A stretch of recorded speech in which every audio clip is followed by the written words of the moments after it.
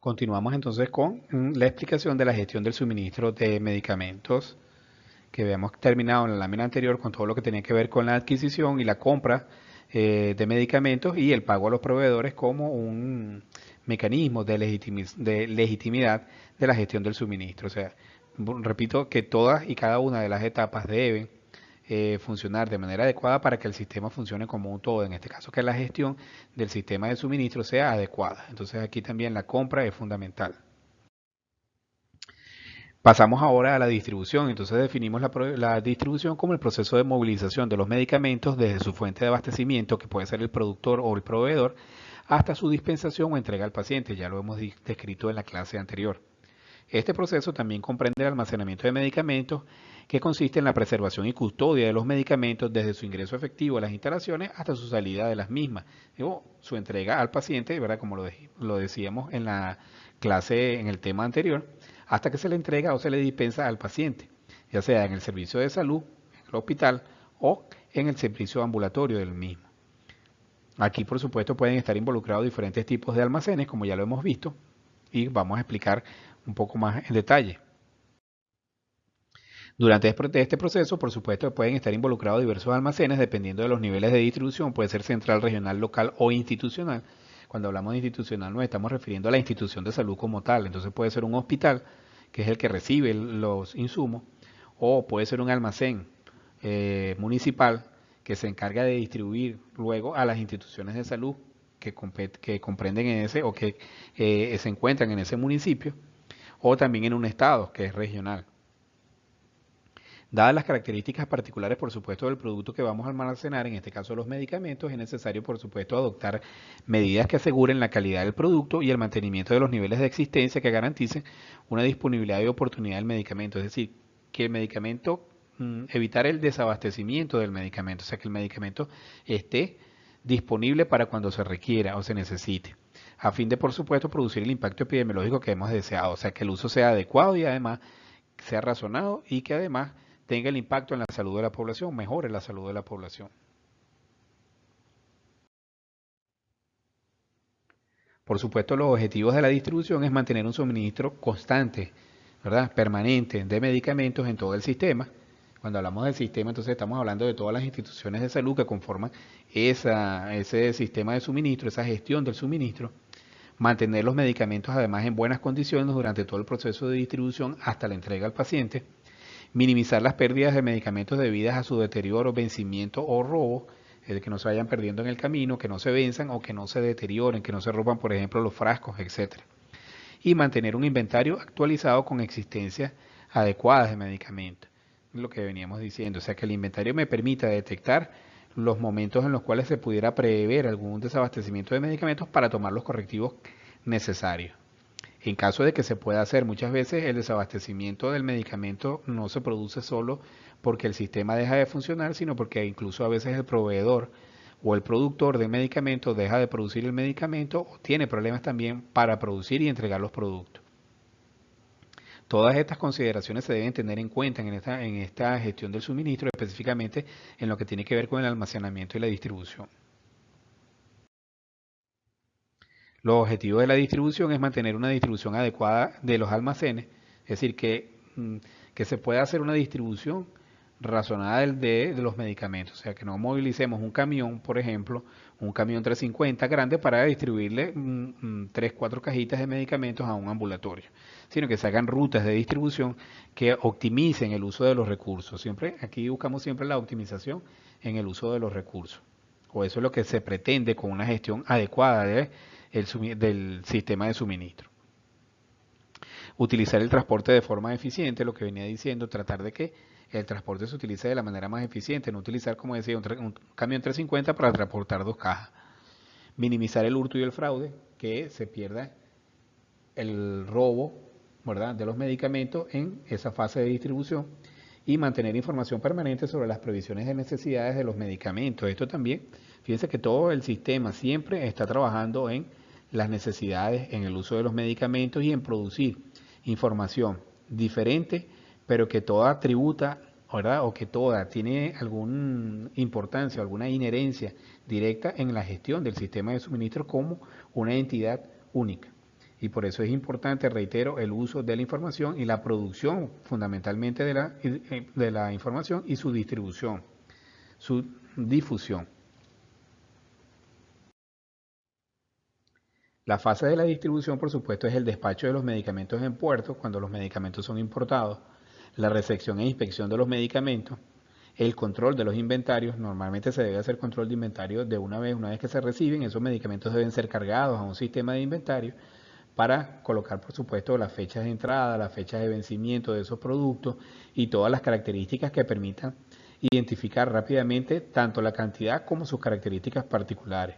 El almacenamiento, dónde lo vamos a localizar, el espacio físico en el cual se va a ubicar ese medicamento si ya está disponible, el pedido de los sistemas de suministro, la entrega de esos medicamentos. Cuando hablamos de los pedidos es cuando otras instituciones de salud están solicitando medicamentos, entonces procesar esos pedidos, eh, mm, elaborar la entrega de los mismos, o sea, la distribución de esos medicamentos, la dispensación al paciente y la comunicación del consumo. Fíjense ustedes que todas esas son fases inherentes al proceso de la distribución de los medicamentos. Hasta el consumo del medicamento también forma parte, que se le entregó al paciente, se dispensó.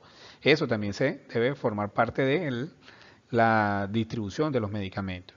Y se debe también, por supuesto, documentar para garantizar su utilización en sistemas futuros, en gestiones futuras. Los elementos de la distribución, por supuesto, es el diseño del sistema, la cobertura geográfica, poblacional, los niveles de atención médica, si es centralizado o descentralizado.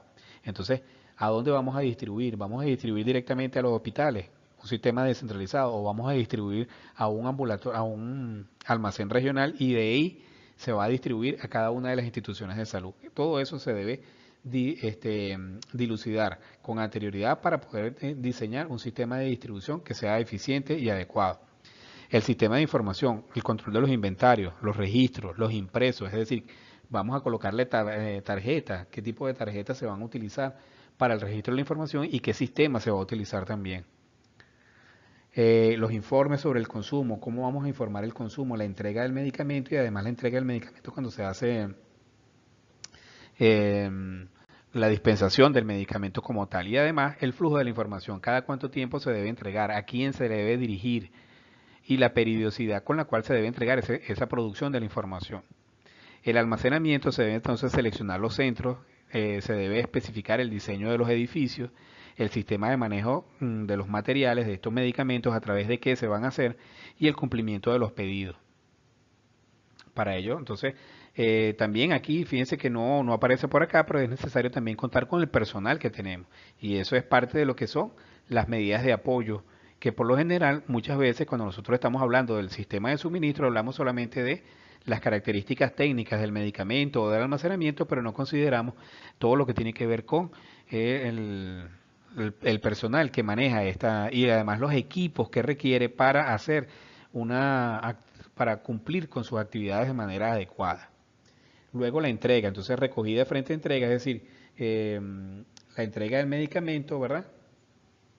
Y la recogida de la información, la elección del transporte, en qué vamos a transportar, la adquisición de los vehículos, es necesario tener vehículos o podemos contratar vehículos. Sí, podemos contratar una flota de distribución que no sea propia, que sale más económico, el mantenimiento de los vehículos, etcétera. El establecimiento de las rutas y la periodicidad en la entrega. ¿Cada cuánto tiempo voy a hacer distribución de medicamentos? ¿Lo hago una vez al mes? ¿Lo hago diario? Eso va a depender entonces de la disponibilidad, del mantenimiento, de la disponibilidad, por ejemplo, de otros insumos, la gasolina, de los equipos, de los vehículos, etcétera, etcétera, etcétera.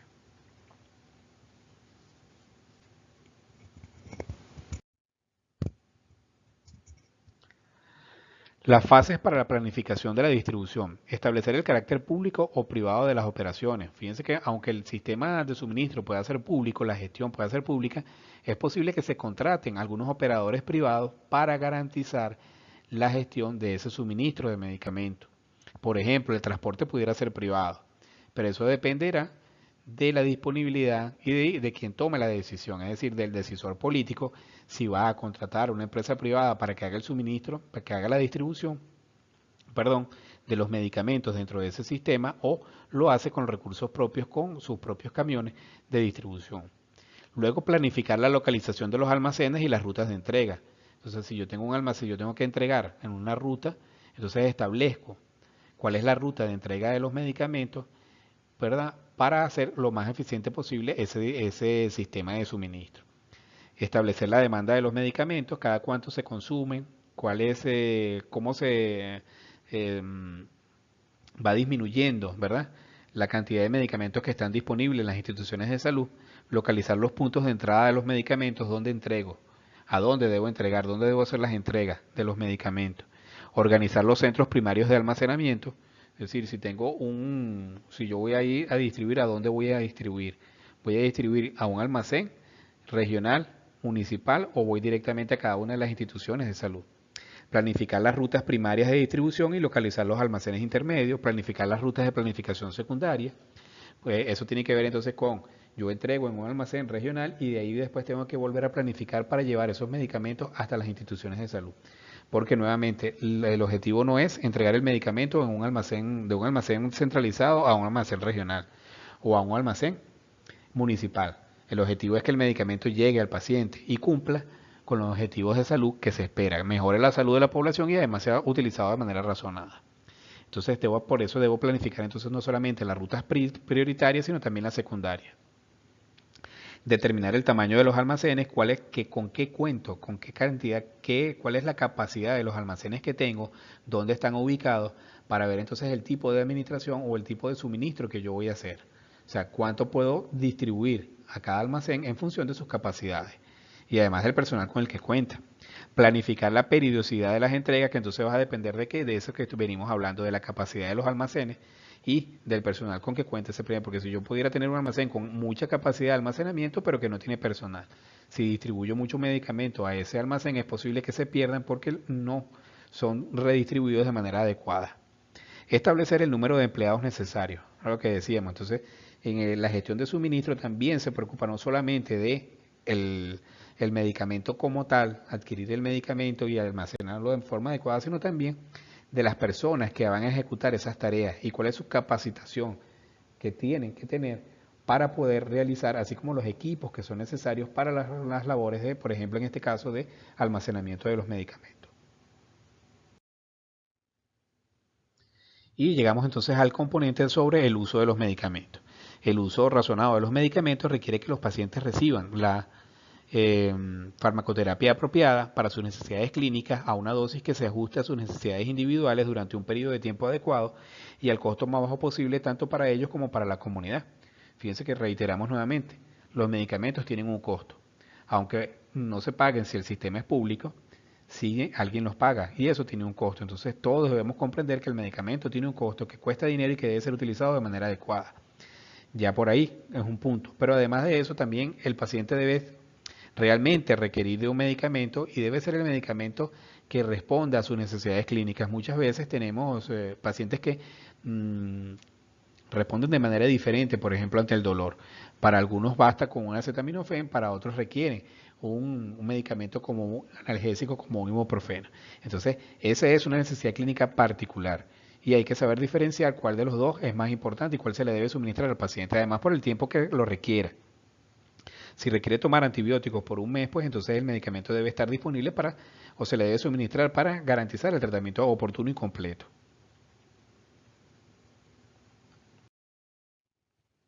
El uso racional de los medicamentos además implica que el medicamento sea el medicamento adecuado, que la indicación esté correcta, ¿verdad? Las consideraciones son una consideración de tipo médico, que haya hecho una elección bien informada, bien sustentada en su práctica profesional, que además el medicamento sea el adecuado, ¿no? Que sea seguro, que el costo sea el más bajo posible y que además sea eficaz.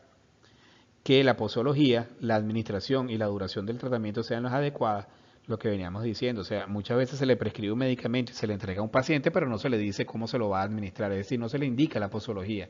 Cada cuánto tiempo se lo va a administrar, a qué dosis se lo va a administrar y por cuánto tiempo va a administrarse ese medicamento.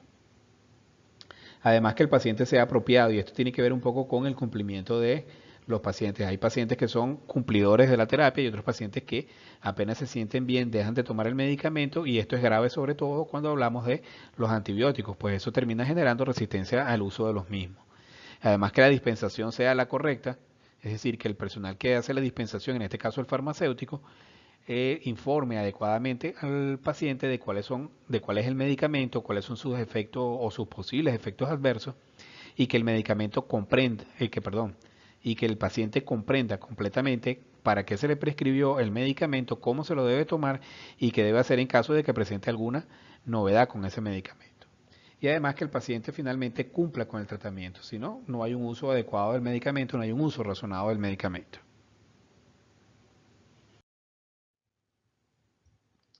Por supuesto, también hay una serie de actividades que destacan en el uso adecuado del medicamento, la gestión del uso racional de los medicamentos, la investigación aplicada a los estudios de utilización de medicamentos que generan información que es útil para la toma de decisiones, sobre todo sobre la selección de las alternativas terapéuticas, cómo se van a utilizar, etcétera. Información terapéutica e información sobre medicamentos, es decir, cuál es la actividad terapéutica de ese medicamento, cuáles las investigaciones que vienen hablando sobre ese medicamento y además sobre los medicamentos, cuál es su vida útil, sus posibles reacciones adversas, sus posibles interacciones con alimentos o incluso con exámenes de laboratorio. También la promoción de la prescripción racional de los medicamentos, cómo se trabaja con los prescriptores, con los médicos, para que prescriban de una manera más adecuada. Garantía de prácticas de dispensación también que sean adecuadas, es decir, que el farmacéutico cumpla con su rol de farmacéutico y dé la información pertinente y necesaria para que el paciente pueda cumplir también con su rol, que es el cumplimiento de los medicamentos de la terapia y el fomento del uso apropiado de los medicamentos por parte del público y de los pacientes. Es decir, que si se van a automedicar, que sea de una manera informada y además responsable.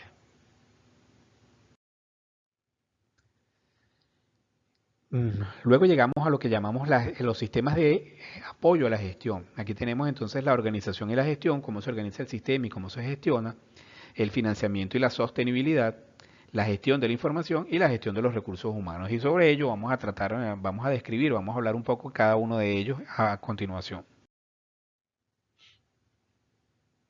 Entonces, la organización y la gestión. Esto tiene que ver con la gestión de los programas de medicamentos. ¿Cómo se gestionan? ¿Es una gestión pública o una gestión privada? Ya lo hemos dicho. Pudiera incluso ser mixta, es decir, se pudieran contratar empresas que se encarguen de la gestión del suministro para garantizar que el mismo esté ahí. Pero también, por lo general, se hace desde el sector público.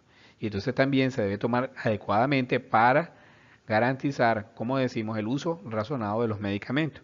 También se debe hacer planificación de la gestión del medicamento, supervisar y evaluar y permitir la participación de la comunidad. Por supuesto, esto es una participación que tiene que ser también consensuada, informada, porque no es solamente que la comunidad participe de la gestión del suministro, sino que tenga la información necesaria para la toma de decisiones también, para que su participación realmente tenga el impacto deseado, que es cumplir un poco el papel de regulador, ¿verdad? De contralor, un poco de contralor de lo que está sucediendo, pero además también conocer cuál es el impacto que está teniendo ese medicamento en la comunidad, o sea, se está utilizando de manera adecuada, está cumpliendo con los objetivos que realmente se persiguen.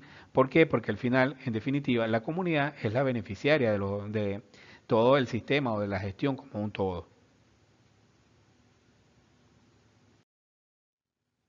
El financiamiento y la sostenibilidad, por supuesto, ¿cuáles son las estrategias de financiamiento? A través de qué se va a financiar el sistema de suministro. No es solamente tener recursos para comprar los medicamentos en este momento, sino que se mantengan, que ese financiamiento se pueda mantener en el tiempo para que el sistema sea sustentable también. Es decir, buscar estrategias de que pudiera ser autosustentable en el tiempo el sistema. Por supuesto, el análisis y el control de los gastos farmacéuticos. Y aquí requiere entonces la participación de administradores con conocimientos en farmacia y en administración de gastos. ¿Para qué? Para poder evaluar si estamos haciendo un uso adecuado de los recursos. La planificación y la gestión financiera, aquí entonces tenemos los recursos, cómo los vamos a utilizar, en qué momento los vamos a utilizar o en qué momento vamos a disponer de los mismos. La financiación por donante, que ya hemos dicho que también se puede utilizar, pero que esa donación debe cumplir con los mismos requisitos de calidad que iguales a los que a los que se exigen para una compra de medicamentos. Y por supuesto, fondo rotatorio de medicamentos. El fondo rotatorio de medicamentos es una estrategia que utiliza, por ejemplo, la Organización Panamericana de la Salud, en la cual Los estados que así lo deseen pueden participar. ¿Cómo? Colocando un dinero, y por eso se habla entonces de un fondo, ¿verdad? Colocan una cantidad de dinero que se utiliza para la compra de medicamentos. En el momento en que ese estado requiere de algún medicamento en particular, por ejemplo, se utiliza mucho para las vacunas. Entonces, usted coloca el dinero allí y la Organización Panamericana de la Salud negocia con los productores de las vacunas y una vez que tienen las vacunas, estas son distribuidas hacia los diferentes países que requieren las cantidades de vacunas por las cuales han colocado un dinero en ese fondo. O generalmente se les entregan las cantidades que requieren para un plan de vacunación, ¿verdad? Y con digamos, con el compromiso de que sigan participando en el mismo fondo. Entonces, ese dinero se va utilizando para la adquisición de medicamentos y por eso se llama fondo rotatorio, porque se va reponiendo en la medida que se va gastando. La gestión de la información, ya hemos sido reiterativos durante todos estos dos temas de que la información es fundamental, es un insumo particularmente importante en todo lo que es la gestión en el sistema de suministro y en la gestión del mismo. Entonces se requiere el sistema de información para la gestión de los medicamentos que tiene que ver entonces con cómo los procesos de adquisición, la compra, los procesos de compra, los procesos de almacenamiento y también la aplicación de tecnologías a la gestión del medicamento. Entonces, ¿cómo podemos aplicar la tecnología para el manejo de esa información? ¿Sí? Es lo que estamos diciendo también acá. ¿Cuáles son la mejor tecnología que podemos utilizar para que ese flujo de información sea lo más oportuno posible y se utilice de la manera más adecuada para la toma de decisiones, que en este caso es la misma gestión del sistema de suministro? Entonces, fíjense que hay dos tipos de información, una información que es de tipo administrativa y una información que es de tipo terapéutica farmacológica. Entonces tiene que ver con el medicamento y el impacto que tiene en la enfermedad, es decir, con la eficacia y eficiencia que está, y además con todas las características intrínsecas a él, como las reacciones adversas y todo lo demás. Y otra que tiene que ver con la gestión propiamente dicha y la administración, es decir, cómo se está administrando el medicamento, cuál fue la evaluación de la compra, de la adquisición, cómo se comportaron los proveedores, cuáles fueron las economías, ¿verdad? En este caso de la administración del dinero, cómo se hizo una administración más eficiente del dinero, etcétera. Toda esta información es útil y es necesaria y se debe utilizar y se debe procesar para que esté disponible en el momento que se requiere cuando se va a reiniciar nuevamente, ¿verdad? Un sistema de suministro. Entonces, la gestión de los recursos humanos, como hemos dicho muchas veces, no se toma en cuenta, o por lo general, el sistema de suministro no toma en cuenta la gestión del recurso humano, que es el que va a operar en todo el sistema. Es decir, son los médicos, las enfermeras y el personal de farmacia los que van a trabajar en la selección del medicamento. Son los administradores junto con los farmacéuticos los que van a trabajar en la compra.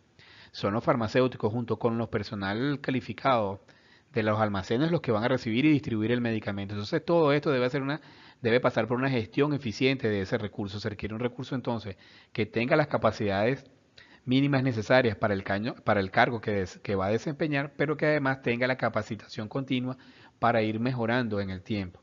Entonces debe haber un diseño y una ejecución de los programas de formación que deben ser con una capacitación continua de ese personal para garantizar los objetivos del sistema. Volvemos otra vez a lo mismo, siempre es la salud de la población a través de un uso razonado de los medicamentos. Y por supuesto el sistema o el marco legal. Entonces, que existe una política de medicamentos, la existencia de la política de medicamentos, que se cumpla con esa política de medicamentos, que haya legislación en materia de salud que me permita entonces evaluar cómo está operando el sistema, cuáles son los elementos que está utilizando el sistema, ¿verdad? Desde el punto de vista legal. ¿Se está cumpliendo con los requisitos legales? Es necesario cumplir con los requisitos legales para el manejo de todos los medicamentos, por ejemplo, los psicotrópicos, cómo se están manejando dentro del sistema de suministro. Y el marco jurídico legal sobre los medicamentos. Todo lo que tiene que ver con su adquisición, con su manejo, con su traslado, quiénes son los responsables. Por ejemplo, lo que acabamos de decir del manejo de los psicotrópicos en las diferentes instituciones de salud. Todo eso se debe considerar para una gestión lo más eficiente posible y en definitiva que cumpla con el objetivo de garantizar la salud de la población a través del uso razonado de los medicamentos. Entonces con esto hemos concluido, por supuesto, todo lo que es el sistema de suministro de medicamentos y la gestión del suministro de medicamentos.